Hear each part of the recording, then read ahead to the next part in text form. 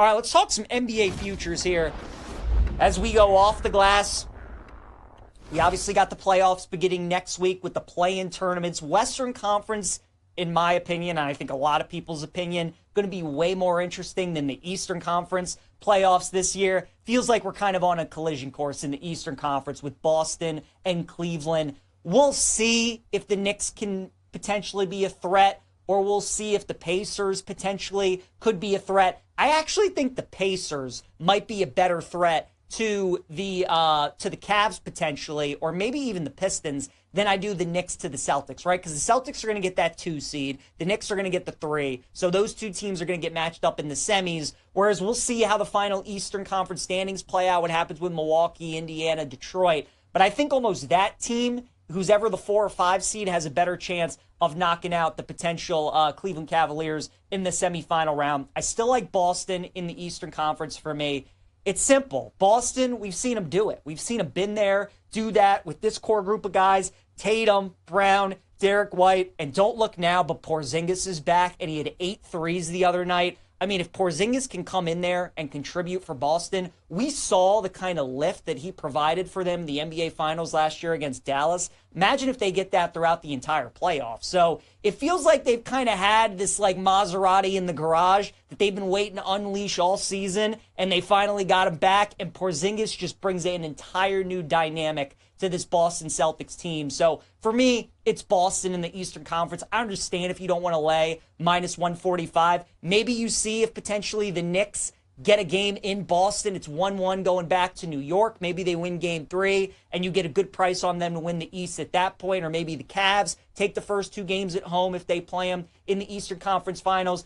But it's pro Boston for me, but it's also anti-Cleveland, because I just don't think a team can go to the NBA Finals when Donovan Mitchell is your best player. Donovan Mitchell's really good. He's not at that superstar, elite, top 10 player in the league level. He's not one of those guys. Darius Garland's really good. Evan Mobley's really good. But Cleveland just does not have that superstar caliber player, and that's what you need to win and go deep in the playoffs in the NBA. So even though Kenny Atkinson's done an awesome job, they're a great defensive team. They got a really strong starting lineup. They don't have that elite top-tier player, and because of that, I got to go with the Boston Celtics in the Eastern Conference. As for the Western Conference, now this is going to be interesting.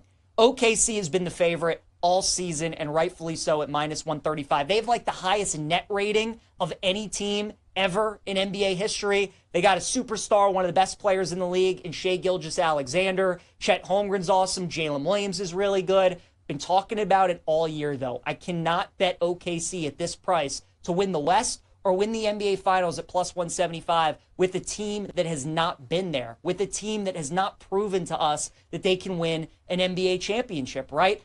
In the NBA, in professional sports in general, for me to back you to win a championship, especially at a short price like this, especially when you are the favorites, you got to prove to me that you've done it. Not only has OKC not even won an NBA Finals or even been there, they haven't even been to a Western Conference Final with this core group of players. And we saw it last year. Jalen Williams didn't really step up all that much in the playoffs. Their shooting, their perimeter shooting wasn't all that great. SGA's awesome. Their defense is terrific. But keep in mind that for a lot of these guys, this is just their second taste at postseason basketball, and they're going up against Hall of Famers and all-time players. They're going up against Steph and LeBron and Luka and Jokic and trying to take these teams down 4 times in a series. I think it's going to be tough. Warriors and Lakers right now in the Western Conference are kind of the next 2 teams up. Lakers are plus 550. Warriors are plus 600. I like the Warriors better if I had to compare the 2 teams. Steph's playing at an unbelievable level. Obviously has won 4 titles. Jimmy Butler's been a really nice addition. Steve Kerr's a great head coach. And I like him better on defense than I do the Lakers. I really think not having that big man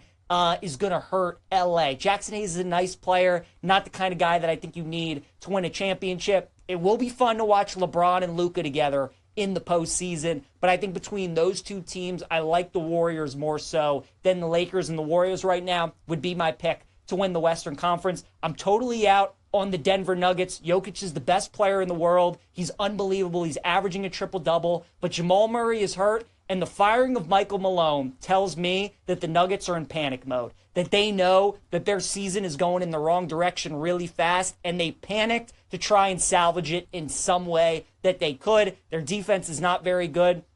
I don't like their depth either, so I'm out on the Nuggets. I think the Clippers and the Timberwolves are two interesting teams to watch, though, right? I can't fully trust the Clippers just because, again, I know Kawhi's playing right now and he looks good, and Harden's been awesome, and Norman Powell's been awesome too. Ty Lue's one of the best coaches in the NBA. But that word trust again when it comes to the Clippers. Can we trust them to stay healthy for 7 weeks, for 8 weeks, win a championship, get to a championship? I can't, so I can't get there with the Clippers. And then Minnesota's interesting. Obviously, this is a team that made it to the Western Conference Finals last year, made the big trade in the offseason, get rid of Karl-Anthony Towns, bring in Randall, bring in DiVincenzo. It took them a little bit to get going, but Minnesota's finally got it figured out. They match up really well with some of these top teams in the Western Conference. So I think Minnesota 20-1 would be worth a look, but I like the Warriors right now at plus 600 to win the Western Conference.